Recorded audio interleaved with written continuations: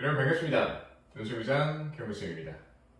이제 수능 전 논술고사가 시작이 됐습니다.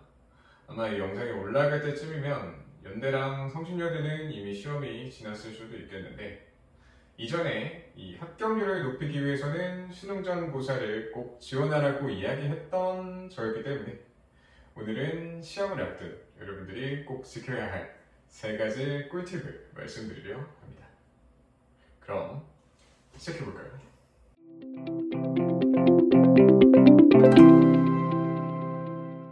제가 수능전고사를 추천했던 이유는 바로 워밍업이라고 이야기했죠.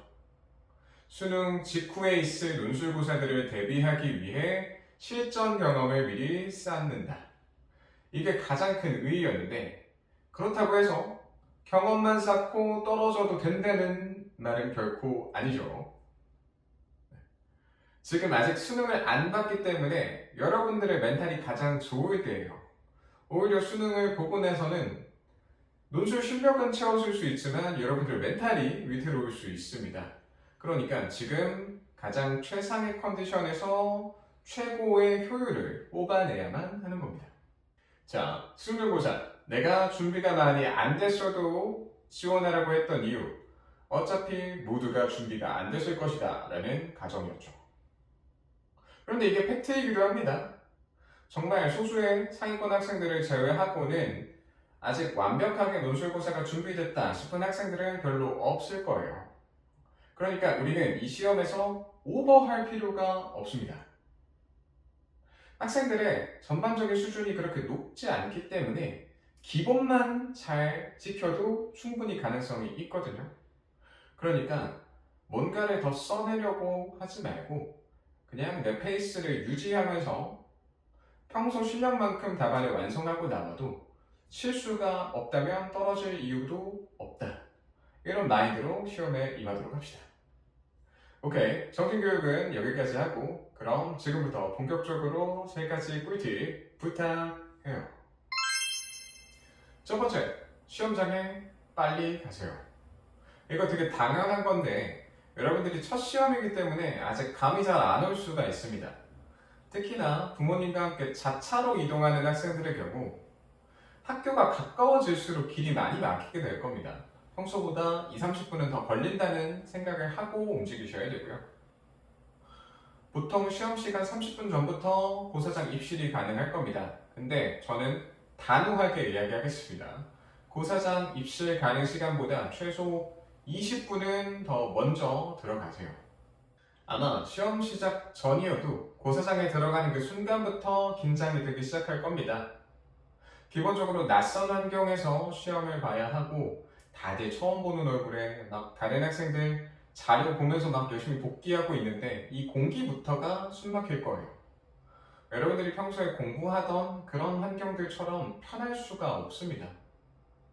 여러분들이 로봇이 아니기 때문에 뭐 일상 모드, 시험 모드 이렇게 전환이 자유로운 것도 아니잖아요. 그래서 이 고사장 환경에 적응할 시간이 분명히 필요합니다.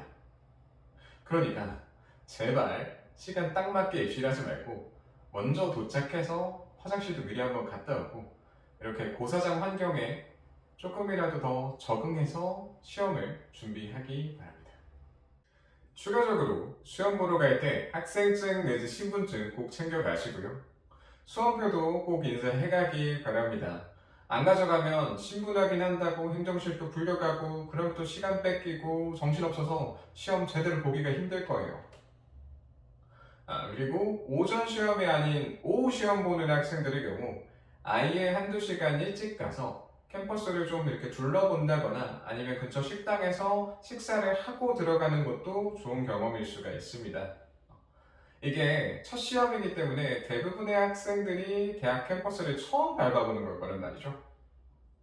그래서 캠퍼스를 이렇게 돌아다니면서 이게 내가 입학한 학교구나 이렇게 내적 친밀감도 좀 쌓고 동기부여도 만들면서 나중에 대학에 입학했을 때 되새길 만한 그런 추억도 만들어 보길 바랍니다. 두 번째 팁은 연습장 활용인데요. 시험을 보러 가면 대학에서 시험지, 답안지, 그리고 연습장까지 제공을 해줍니다. 그런데 여기서 여러분들의 특징, 이 제공받은 연습장을 굉장히 적극적으로 활용하려는 경향을 보입니다. 아무래도 본 시험이고 평소보다 더 긴장이 되니까 연습장에 최대한 자세히 써놓고 답안지에 옮겨 적으려고 하는 모습을 보이는데, 그러면 시간을 너무 오래 잡아먹어요. 웬만하면 시험지에다 적는 버릇을 기르도록 합시다. 보통 논술고사는 오전, 오후 시험이 다르기 때문에 시험지 재활용을 하지 않습니다. 그래서 시험지에다 내가 무슨 낙서를 하던 별로 상관이 없어요. 그러니까 제발 시험지에다 적도록 합시다. 내가 연습장에 아무리 자세히 적어 놓는다고 했는데 어차피 답안에 옮겨 적을 때 시험지도 한 번 더 확인해야 되거든요. 세 가지를 돌아가면서 보는 것보다 시험지랑 답안지만 왔다 갔다 하는 게 조금 더 편리하겠죠? 연습장은 백지로 두자. 꼭 명심하기 바랍니다. 또 비슷하게 샤프로 답안을 초벌로 써놓고 그 위에 볼펜으로 덧쓰는 학생들이 덜어 있습니다. 이것도 시간을 부족하게 만드는 원인이에요. 나중에 지우개로 지우다가 잉크가 번진다거나 이제 긴장한 상태에서 힘 조절을 잘못하면 답안지가 찢어질 수도 있습니다. 그러면 아예 처음부터 새로 써야 되거든요. 우리 그냥 볼펜을 사용하도록 합시다. 요새는 샤프를 사용해도 되는 학교가 워낙 많기도 하지만 꼭 볼펜만 써야 된다고 할지라도 수정 테이프를 사용하게 해준다거나 아니면 틀렸을 때 그냥 두 줄 쫙쫙 긋고 쓰라고 하는 학교도 워낙 많기 때문에 우리 그냥 마음 편하게 볼펜을 사용하도록 합시다. 마지막 꿀팁입니다. 어떻게든 분량을 지켜라. 여러분들이 이 답안 분량에 대해서 간과하는 경향이 있는데, 대학 측에서 제공하는 논술 관련 자료들을 살펴보면 여러 가지 요소 중에서 이 답안 분량을 지키지 않았을 때 부여하는 감점이 가장 큽니다. 이전에도 잠깐 얘기한 적이 있는데, 논술고사는 자신의 생각을 서술하라 라는 식으로 문제를 제공하기 때문에 답안의 내용이 곧 학생들의 생각이 되는 거고, 그래서 그 내용만 보고 감점을 주기가 애매할 때가 많아요. 그렇기 때문에 내가 명확하게 점수를 깎을 수 있는 부분에서 대량으로 감점을 시킬 수가 있습니다. 그게 분량이 되는 거고요. 애초에 명확하게 형식을 정해줬잖아요. 몇 자부터 몇 자.